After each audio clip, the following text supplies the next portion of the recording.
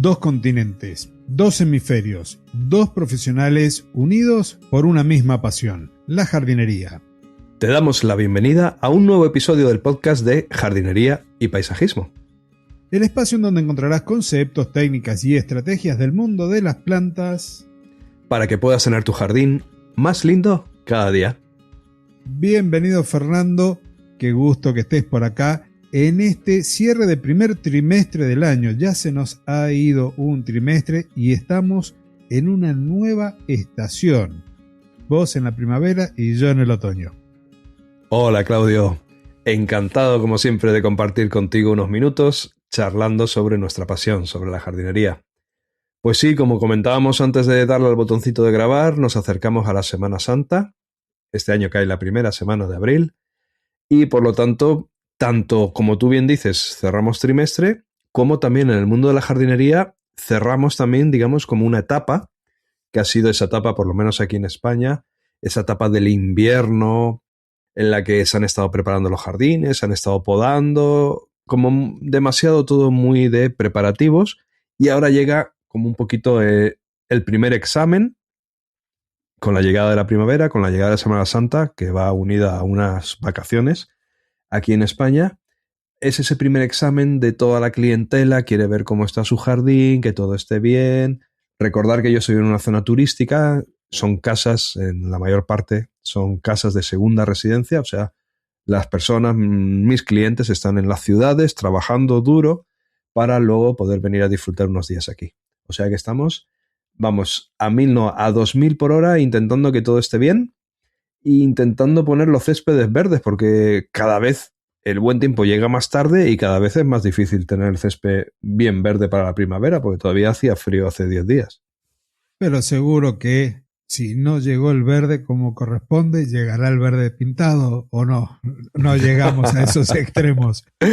No tanto. Bueno, en los años anteriores que había sequía sí que tuvimos que tirar mano de césped pintado, pero ahora ya no, ahora todo lo contrario, se han llenado los estanques el año pasado, estamos al 90 y pico %, eso significa que si no lloviese nada, tendríamos agua para 4 años, no solo para consumo humano, sino para regar todos nuestros jardines.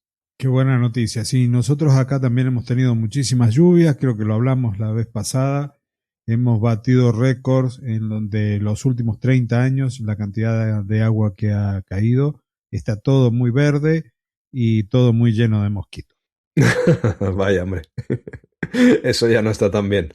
No está tan bien. Y hablando de plantas verdes y mosquitos, hoy hemos pensado un tema que quizás no se trata tanto en lo que son los jardines, que tiene que ver con la toxicidad de las plantas, porque a menudo diseñamos jardines y pensamos en la estética, pero nos olvidamos que algunas plantas pueden ser como laboratorios químicos vivientes. Y no solo eso. Con Fernando hoy entonces vamos a presentar alguna otra herramientita que anda por ahí que podremos quizás echar mano, pero vamos a estar hablando principalmente de plantas tóxicas y todo su entorno. Bueno, me parece perfecto, Claudio. La verdad es que el tema me interesa muchísimo. Me doy cuenta, aparte de todo lo que he estudiado durante todos estos años, me doy cuenta lo poco que sabemos o, en contraposición, la gran cantidad de información que nos puede dar la naturaleza y que nos puede sorprender día tras día. Incluso supongo que hay muchísimas cosas que todavía ni siquiera hemos sido capaces de descubrir. O sea que para mí es un tema fundamental que tratemos en el podcast, el tema de la toxicidad de las plantas, ya que, como siempre te digo yo, la naturaleza no es ni buena ni mala, es simplemente estratégica, se adapta, evoluciona y las plantas pues han ido desarrollando defensas químicas que la verdad es que son fascinantes y que son fruto de millones y millones de años de evolución. Y nosotros como jardineros, ya que esto es nuestro sector, es lo nuestro, pues tenemos la responsabilidad por lo menos de conocer un poquito, al menos algunas plantas tóxicas o conocer un poquito sobre qué tipos de toxicidad hay. En esto, Claudio, la verdad es que yo creo que tú eres más experto que yo. No es un halago, no es un piropo, es simplemente que tienes varios libros publicados que se pueden encontrar en Amazon que trata no exactamente sobre la toxicidad de las plantas, pero sí sobre todo este mundo de la seguridad, de la fitoseguridad. Por lo tanto, desde tu punto de vista más experto que yo, ¿qué o cómo definirías lo que es una planta tóxica? Como dijiste vos recién, Fernando, esto es casi como un juicio que hacemos nosotros sobre las plantas, etiquetándola como tóxica o no tóxica, segura o no segura, dependiendo de su estructura química, de su composición química. Si lo que se encuentra en las sabias o en las células que están en las hojas pueden llegar a producir o algún malestar menor, intermedio o incluso llegar a producir la muerte gracias a esos principios químicos que están en las plantas y que, como bien dijiste, muchas veces tienen que ver con mecanismos de defensas de esas propias especies vegetales. Pero me gustaría que esto, bueno, sea como un diálogo, como muchas veces lo hemos hecho, y que me digas para vos qué es lo que sucede realmente a nivel botánico. Bueno, Claudio, pues la verdad es que desde el punto de vista botánico, a ver si soy capaz de explicarme bien y de ser preciso, de lo que estamos hablando es de metabolitos secundarios. ¿Esto qué es? ¿Qué significa? Pues se trata de compuestos que la planta realmente no necesita para lo que son sus funciones básicas de crecimiento, sino que son unos compuestos que la planta utiliza para protegerse contra herbívoros o contra patógenos, enfermedades. O sea, es independiente a su crecimiento, pero también es muy importante. Por ejemplo, en un país podríamos decir la economía, todas estas cosas hacen que el país funcione, que crezca, que el país esté vivo. Pero luego, por ejemplo, aparte tiene como un ejército, que normalmente no se suele utilizar, o esperemos que no lo tenga que utilizar nunca, que sirve para su protección. Que si quitásemos el ejército, el país seguiría funcionando, la economía seguiría funcionando. Pero hay ese elemento protector. Pues un poquito, si se me permite, con todos los errores que tiene el ejemplo, si se me permite el ejemplo, sería esto, ¿no? Entonces, existe como una escala que va desde la irritación mecánica, que está causada por estructuras que tiene la planta, que son como unos cristales, se llaman cristales de oxalato de calcio, hasta, si imaginemos como un abanico, en la otra punta del abanico sería ya, por ejemplo, la toxicidad sistémica, donde los compuestos, que ahí hay una serie de compuestos, permíteme que diga algunas palabras técnicas, que son los alcaloides o son los glucósidos, estos compuestos interfieren directamente con el sistema nervioso o con el ritmo cardíaco del organismo que los ingiere. Por ejemplo, el insecto que se está comiendo la planta, estos compuestos le interfieren directamente y normalmente o los repelen o incluso los pueden llegar a matar. Y esto nos lleva a pensar que no toda la planta es igual de peligrosa, ¿no, Claudio? Es así. Y mientras estabas contando sobre los alcaloides, sobre los glucósidos, si bien después vamos a dar algunos ejemplos, hay plantas en donde el hombre aprovecha esos compuestos, esos metabolitos secundarios con fines medicinales o con fines, digamos, que lo llevan a imaginar o a crear mundos fantásticos. Después hablaremos de ello. Pero volviendo a la pregunta tuya de que no toda la planta es peligrosa de la misma manera, es así porque, por ejemplo, en el caso de los cristales de oxalato de calcio, no se distribuyen de igual manera en las distintas partes de las plantas. Hay algunas en donde hay mayor concentración en sus frutos, en sus hojas, en sus tallos o en sus raíces, por lo que eso hace que una planta pueda tener un fruto tóxico, pero el resto del vegetal no lo sea, o al revés, toda la planta sea tóxica. Entonces, a ver, ahora te paso de nuevo la consulta para vos. Si podrías darnos algún ejemplo de cómo esa toxicidad se puede localizar en esas diferentes partes de una planta. Bueno, pues sí, sí, claro. Tengo algunos ejemplos que conozco que te puedo comentar. Y la verdad es que la toxicidad suele estar localizada, casi siempre. Por ejemplo, una planta bastante famosa, el ricino, pero bueno, por si se llama de otra manera en otro país, lo voy a decir en latín, el Ricinus communis. Las hojas de esta planta pueden causar una molestia leve, o sea, nada grave. Sin embargo, sus semillas, ahí sí que la toxicidad está concentrada, ya que sus semillas contienen ricina y este compuesto es una de las citotoxinas más potentes conocidas en el mundo. Es una citotoxina que es capaz de inhibir la síntesis de proteínas en las células, o sea, que hace un daño tremendo a cualquier ser vivo. Es un caso extremo, la verdad es que sí, pero bueno, es famoso por ser tan extremo, ¿no? También debemos considerar, por ejemplo, la vía de la exposición. Por ejemplo, hay un caso muy curioso, a mí me llama mucho la atención, y es que hay plantas que son fotosensibles. ¿Qué significa esto? Pues, por ejemplo, la ruda, el aceite de la ruda, si entra en contacto con la piel y nos queda la piel impregnada de este aceite, de esta planta, y luego nos exponemos al sol, vamos a tomar el sol o estamos trabajando al sol, la verdad es que puede causar quemaduras químicas graves, o sea, graves e importantes.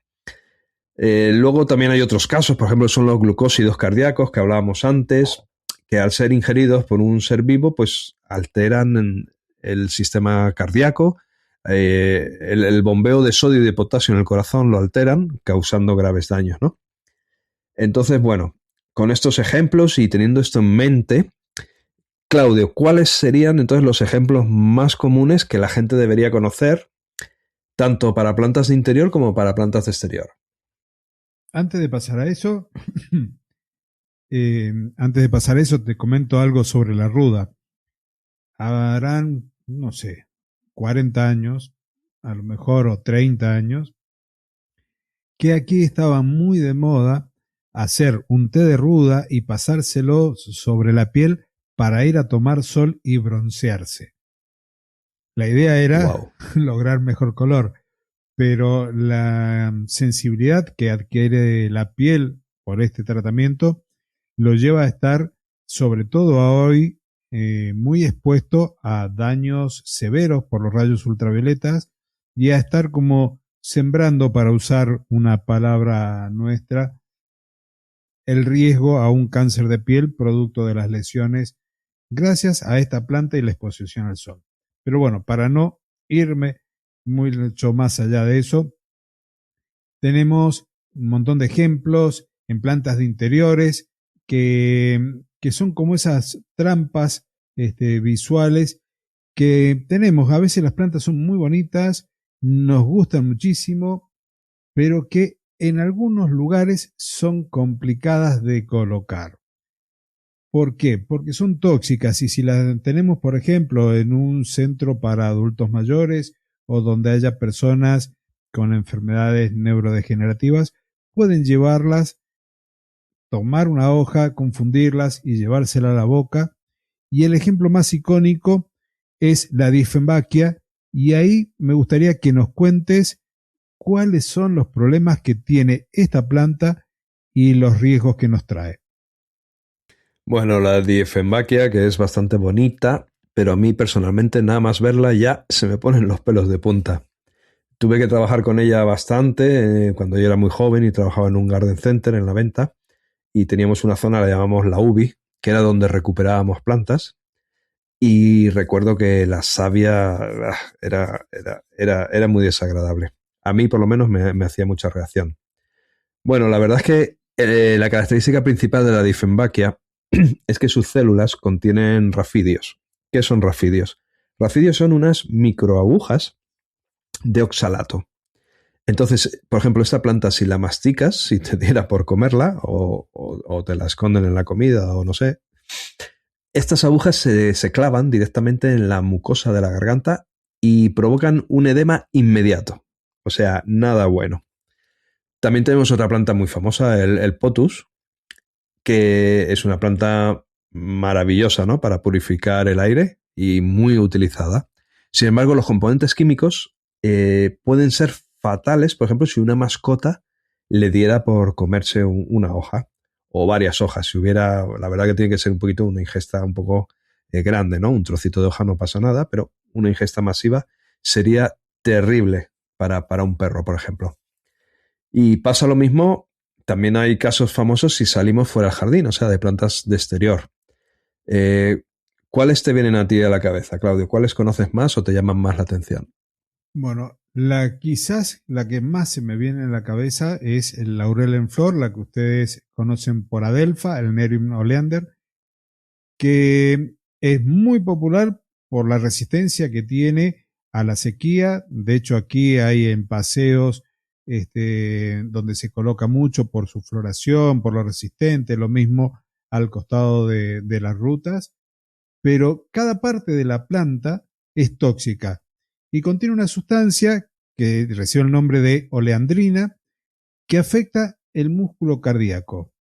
Y no podemos olvidar también de otras plantas, que es la brugmasia, conocida como floripondio, que tiene unas flores colgantes hermosas, pero que contienen alcaloides que en dosis bajas son medicinales, pero en el jardín es una planta de altísimo riesgo por su potencial alucinógeno. Y a esto es lo que me refería yo hace un ratito. También tiene un potencial neurotóxico en función de la dosis que se consuma. Y con todo esto en mente, estoy pensando, ¿cómo crees que podemos llevar esta conciencia de la toxicidad a un nivel un poco más alto, especialmente en donde la seguridad es crítica en función a las plantas que elegimos? Pues ahora te contesto, Claudio, pero te comento antes dos anécdotas que tengo sobre la Adelpha, sobre la Nerium oleander. Y es que cuando yo era muy, muy, muy joven, que trabajaba también en un garden center, había un operario que estaba más en la zona de jardinería y había un campo, era un acopio, que había materiales y había una zona donde se dejaban restos de poda para quemar en invierno. Y había un montón que era todo de Adelpha.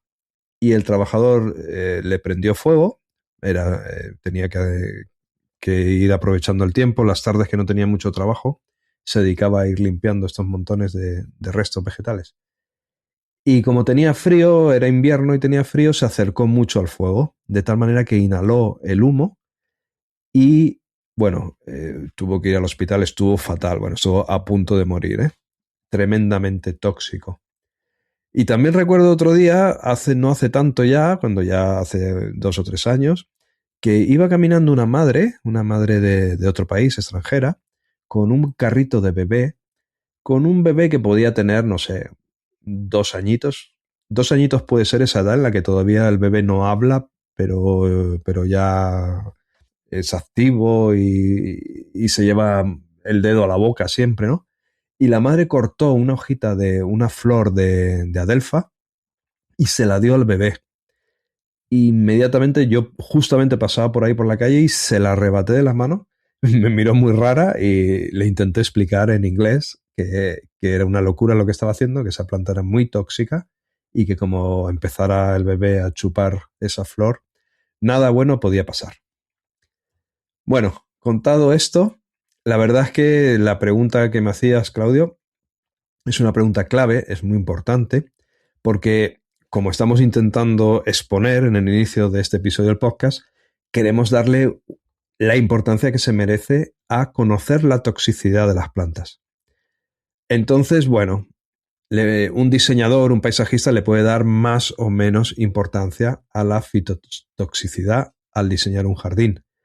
Pero cuando ese jardinero, ese paisajista ya trabaja, ya diseña jardines en entornos que ya son especialmente sensibles. Cuando digo especialmente sensibles, ¿a qué me refiero? Pues, por ejemplo, jardines de un hospital, de una residencia de ancianos, de un colegio para niños. En esos casos, la seguridad, yo creo que estaremos todos de acuerdo, que adquiere una dimensión crítica. O sea, por encima de que sea más bonito o más feo el jardín, está el tema de la seguridad. Entonces me comentaste, Claudio, que tú esto lo has trabajado a fondo y que has estado trabajando también en algo muy interesante, ¿no? Para poder cubrir y poder ayudar en esto, que es una aplicación. Has creado una aplicación que se llama Fitobioseguridad y tú mejor que nadie podrás explicar en qué consiste esto. Yo creo que ya la mayoría de los oyentes sabe que me he ido como especializando en los jardines de entornos sanitarios. Y dentro de ellos, la selección de plantas es crítica porque no solamente pasa por si es tóxica, como estamos hablando en este momento, sino, por ejemplo, por otras cuestiones, como por ejemplo, producen mucho polen porque su polinización es entomófila, o porque a lo mejor produce flores grandes que caen y si quedan en un sendero se pueden pisar y se pueden caer. Todo eso hace a lo que es la fitobioseguridad. Y lo que he estado construyendo estos últimos meses, que todavía me queda pulir algunas cuestiones, es una aplicación en la cual uno le coloca el nombre de la planta y entonces se hace como una evaluación exhaustiva. Antes lo tenía que ir haciendo manualmente, tomaba el listado de plantas que habían en los centros de jardinería, en los viveros de aquí, y investigaba cada una de las plantas para saber si era tóxica, si tenía algún tipo de problemas o si producía alergias. Bueno, ahora entonces he desarrollado esa aplicación llamada, como bien dijiste, Fitobioseguridad, y que no se trata de evitar lo obvio, sino de esta evaluación muy minuciosa que le hacemos a las plantas. He ideado un triple filtro que es muy riguroso para poder decir esta planta puede estar en este jardín de hospital o puede no estar. Porque incluso, algo curioso que quizás no lo pensamos en un jardín de una casa, son los aromas. Si yo tengo plantas con aromas muy fuertes, plantas muy perfumadas, en un hospital en algún lugar puede ir, pero por ejemplo si es de tratamientos oncológicos, ahí no puedo colocar plantas que tengan perfumes. Entonces esta aplicación me alerta también de ese tipo de detalles. Así que si querés podemos empezar a ver un poquito más o menos de cómo son estos filtros para que los oyentes se lleven algún otro dato más. Sí, sí, he escuchado bien, creo que has dicho triple filtro, ¿no? O sea que son tres. Y si quieres empezamos por el primero. El primero creo, por lo que me has comentado, que es el tema de la seguridad. Entonces, ¿cuáles son los aspectos claves que se analizan en ese caso? Antes de considerar entonces cualquier beneficio, tanto estético o ambiental, la planta tenemos que saber que es inocua, es decir, que no tiene nada de toxicidad de esto al que hemos estado hablando. Entonces, si la planta es inocua para el usuario, ya está ideal como para ese lugar. Pero también tenemos que analizar que ninguno de esos compuestos sean venenosos por ingesta o por contacto. Y aquí es como que retomamos esto que habías comentado vos de tu experiencia en un centro de jardinería, en el Garden Center.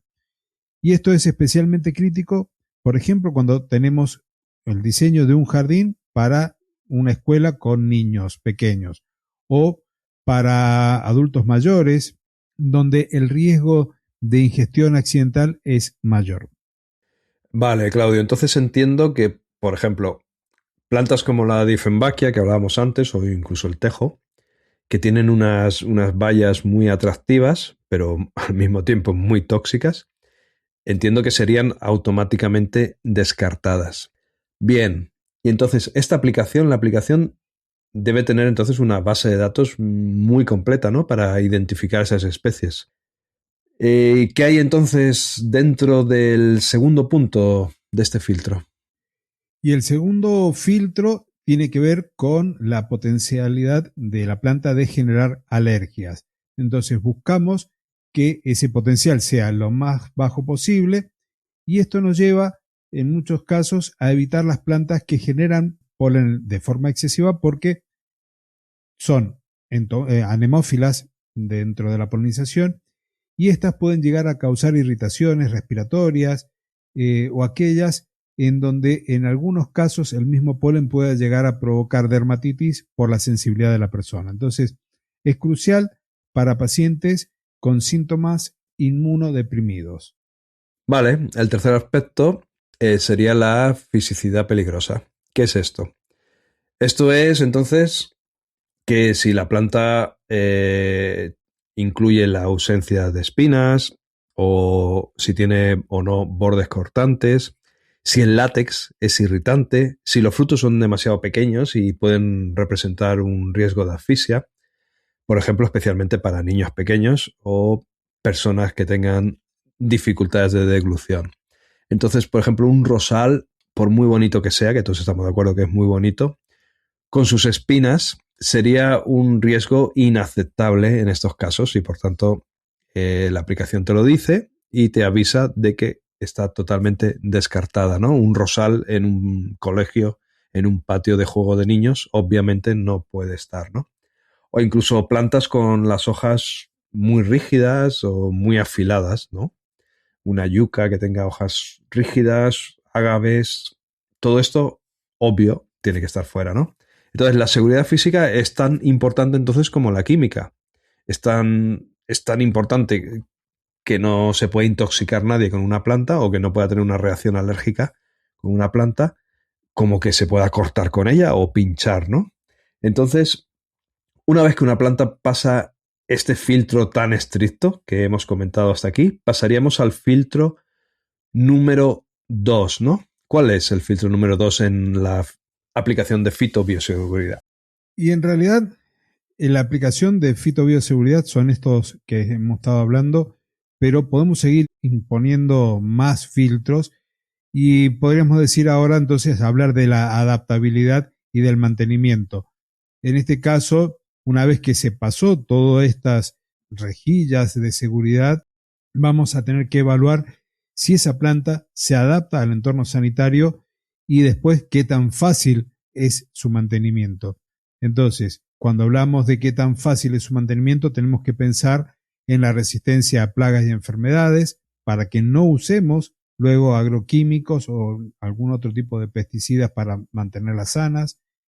Vamos a analizar también las necesidades hídricas, las necesidades lumínicas y si vamos a poner una planta, qué tanto crece para que no invadan los espacios, no genere obstáculos o que necesiten que estemos podándola constantemente. Entonces, esa planta tenemos que saber nosotros que sirve para ese lugar. Vale, entiendo que este filtro, la verdad que es vital, ¿no? Vital para que el jardín sea sostenible. Por ejemplo, un jardín en un hospital tiene que ser un jardín que dé calma, que ayude a las personas a recuperarse, ¿no? No puede ser un jardín en un hospital, no puede ser una fuente de problemas, que haya muchísimos problemas de mantenimiento o que haya que estar fumigando todo el día. Es impensable, ¿no? O sea que me parece muy sensato este filtro. Y después de estos dos filtros tan prácticos que tiene la aplicación, hay un último, un tercero. ¿Qué incluye el tercer filtro? Y aquí ya entramos en los beneficios terapéuticos y los beneficios estéticos, porque una vez que se han superado los filtros anteriores, vamos a buscar si hay un impacto positivo en el bienestar, es decir, plantas con aromas suaves y agradables, con colores relajantes, con texturas interesantes que vayan a estimular los sentidos, pero de forma positiva.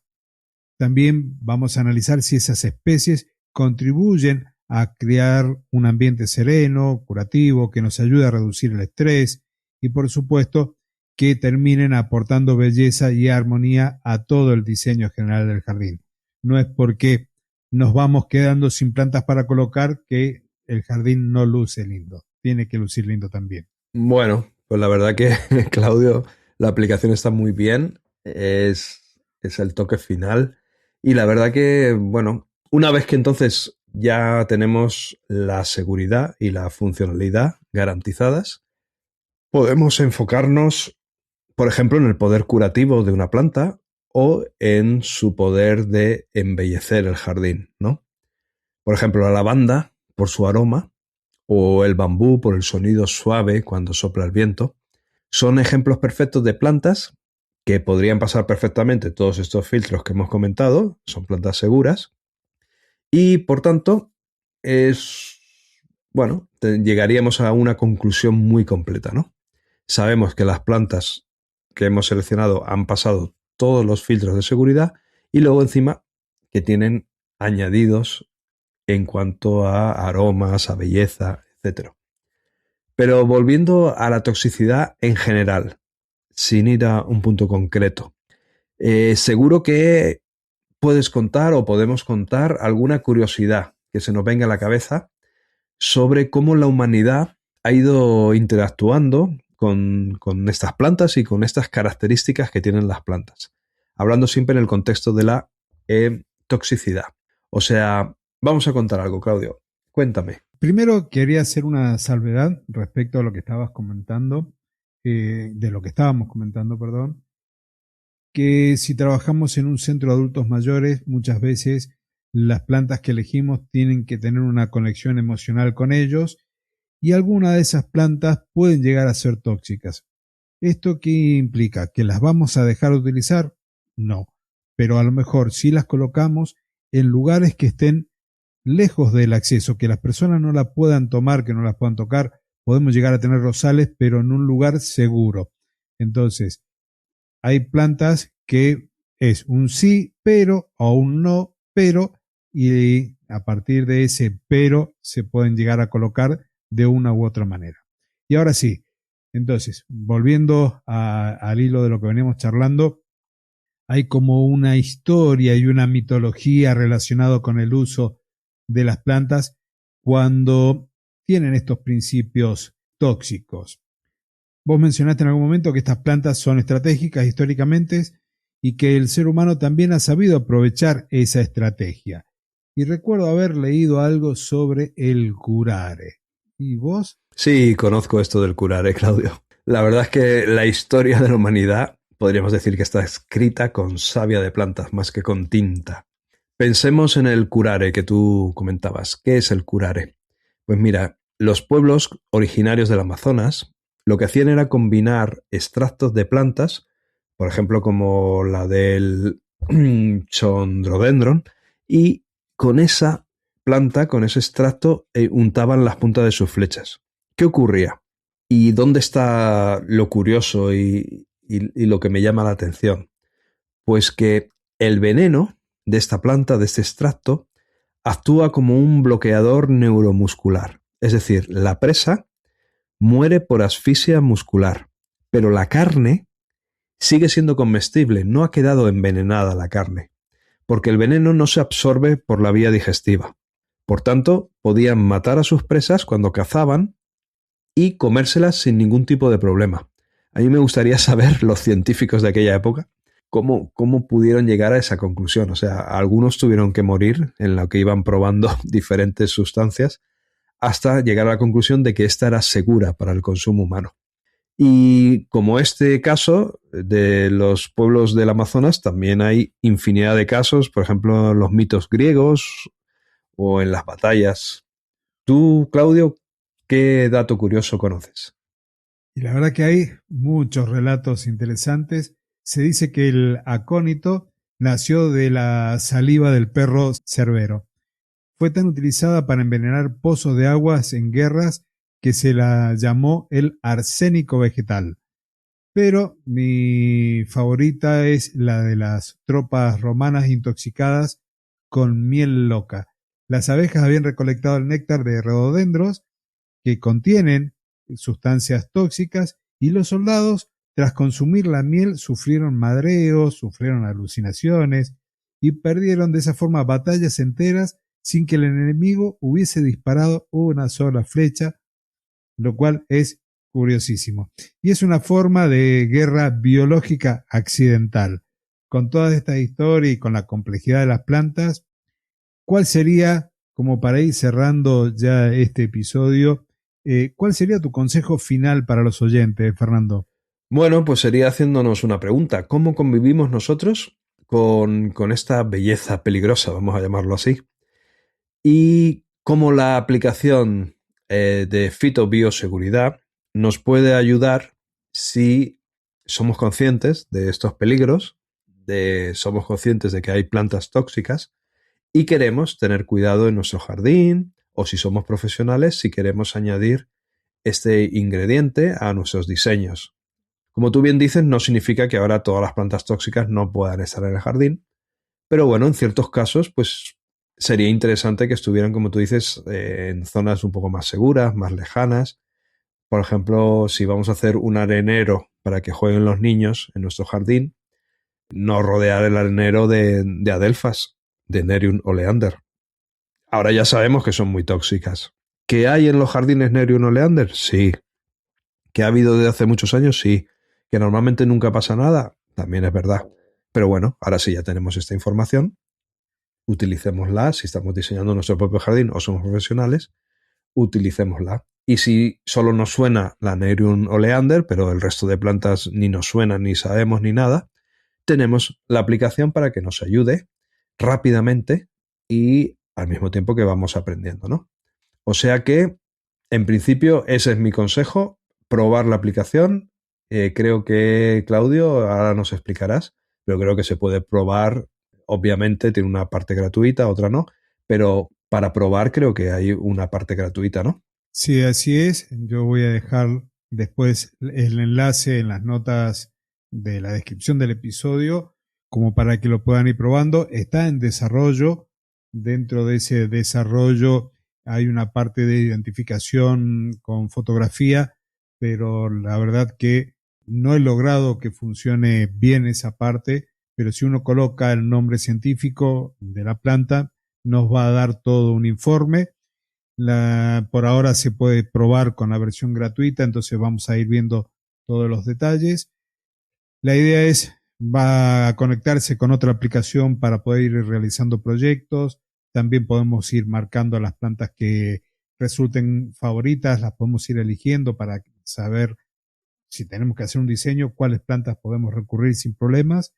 Pero algo que quiero también que quede es que no buscamos con este episodio generar miedo, sino generar conciencia de que hay plantas como la han habido toda la vida, plantas tóxicas, plantas que quizás son más evidentes porque las conocemos, o si tienen espinas no la vamos a colocar cerca de un área de juego infantil. Lo mismo ocurre con las plantas y su toxicidad, sobre todo cuando hay lugares más sensibles, como bien comentábamos, un hospital, una escuela, un centro de adultos mayores, donde esta selección tiene que ser un poco más afinada. Y bueno, la aplicación lo que quiere es ayudar a los jardineros, ayudar a los paisajistas a hacer más fácil esta tarea y no tener que ir buscando planta por planta en internet o en libros como me tocó en algún momento a mí para poder saber qué pasaba si poníamos una planta o la otra. No sé si querés agregar algo más, Fernando. No, yo creo que lo tenemos un poquito como resumen para que queden esas 4 cositas en la cabeza, pues recordar que la Dieffenbachia era lo que tenía era esas agujas, ¿no? Esas agujas que perforan las mucosas si se ingiere, ¿vale? La savia también a algunas personas les produce urticaria, por ejemplo, a mí. El potus, que es muy famoso, pues también tiene lo mismo, ¿eh? Tiene esas agujitas. Las agujitas se llaman oxalatos de calcio, por si queremos aprendernos ya esa palabra. El adelfa, el Nerium oleander, por si no se llama adelfa en otro país. Lo que tiene, hemos hablado también en el episodio sobre los glucósidos, pues lo que tiene es eso, glucósido, ¿vale? El riesgo es muy alto, ¿eh? Si se come, es muy alto el riesgo. El floripondio, que lo llamas tú, que es la brugmansia en realidad, pues, bueno, tiene otras sustancias, tiene la atropina, por ejemplo, y produce alucinaciones. Esta planta es muy famosa. Las flores son como unas campanitas grandes que cuelgan boca abajo. O sea, es llamativa. Es como un arbusto tirando a pequeño árbol. Bueno, un arbusto grande más que un pequeño árbol. Y es muy famoso porque, bueno, los adolescentes muchas veces para tener alucinaciones, para hacer un poquito como si fuera droga, se les ocurre la fatal idea de probarla, ¿no? Puede provocar parálisis y puede provocar la muerte, o sea, el riesgo es muy alto. El ricino, pues ya habíamos comentado que si se come es mortal en dosis mínimas, ¿vale? La ruda, habíamos comentado que si el aceite te lo pones en la piel y te vas a tomar el sol, que era la gran idea que comentabas tú que habían tenido en los años 40, pues las quemaduras son muy graves y las probabilidades de tener cáncer de piel también muy altas. Y el aconitum, ya comentabas tú también que, bueno, se utilizaba para envenenar pozos de agua, que en la guerra, esto supongo que sería un crimen de guerra, ¿no? Pero en aquella época, pues, había que ganar por encima de todas las cosas. Y imaginaos, si es capaz de envenenar el agua y matar a personas, la potencia que tiene, ¿no? Este pequeñito resumen para que por lo menos nos queden estas plantas en la cabeza. Y nada más, Claudio. Como siempre, encantadísimo de pasarme por aquí, por tu podcast, por tu estudio, de grabar unos minutos contigo, de las risas que nos echamos en el antes y el después, y de decir a la audiencia que muchas gracias por su apoyo, por estar ahí al otro lado, por dar sentido a estos podcasts, desearles lo mejor de lo mejor, y a los que estén por aquí, por mi país, que venga muy bien la primavera y que sea muy bonita y con mucha energía para todos, que nos traiga muchas cosas buenas. Y vosotros que vais para el otoño, pues bueno, a descansar de los calores del verano, que también os lo tenéis merecido, que ya habéis pasado lo vuestro, y ahora a disfrutar también de la belleza del otoño. Así es, Fernando, te agradezco los deseos y a ti, querido oyente, si no te has registrado al podcast, registrate como lo haces en los videos de YouTube, comentá, compartí el episodio y disfruta del otoño si estás por este lado del Ecuador y de la primavera si estás por encima del mismo. Gracias, Fernando, por estar otra vez más compartiendo conmigo este espacio. Nos queda solamente ya hacer el cierre, despedirnos, como lo hacemos habitualmente. 2 continentes, 2 hemisferios, 2 profesionales unidos por una misma pasión, la jardinería. Hasta el próximo jueves. Adiós. De adiós nada, Claudio, porque se me ha olvidado comentar algo importantísimo. Lo que tengo que comentar, la gran noticia, se llama Bajo el cerezo en flor. Es tu último libro. Dinos dónde podemos ver tu último libro, de qué se trata y cerramos con un adiós. Eso era confidencial. Ah, vale, pues entonces... Pero no importa, ya lo dijiste. Sí, hay un nuevo libro, él sale a la venta, está en preventa en este momento, lo pueden conseguir en Amazon. El libro se llama Bajo el cerezo en flor y es un diálogo imaginario que tengo con un gran filósofo japonés del siglo pasado, con Kitaro Nishida, que es el fundador o el creador de la escuela de Tokio, y coincidí con él en un artículo periodístico hace un tiempo. Me puse a conocer su filosofía y esto del vallo que él habla, que es el lugar. Empecé a encontrar muchas coincidencias con la metodología que yo tengo de evaluación y de diseño de jardines salutogénicos o sanadores. Este libro plantea como ese diálogo con este filósofo que nació 100 años antes que yo y que concluyó con ese primer libro, con la teoría del vallo, a la misma edad que tengo yo en este momento. Entonces, los dos con 100 años de diferencia en el hecho histórico, los dos también, como pasa contigo, uno en el hemisferio norte, el otro en el hemisferio sur.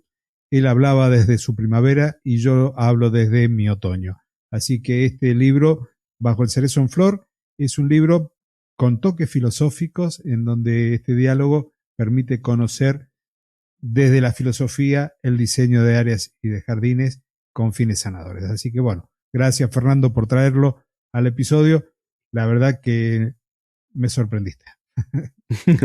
Bueno, ya sabes que mi opinión es que tú eres la reencarnación de Kitaro Nishida. O sea que por eso tuviste que escribir este libro, por pura energía de ser la reencarnación. Pues ahora sí, ahí va mi adiós. Adiós.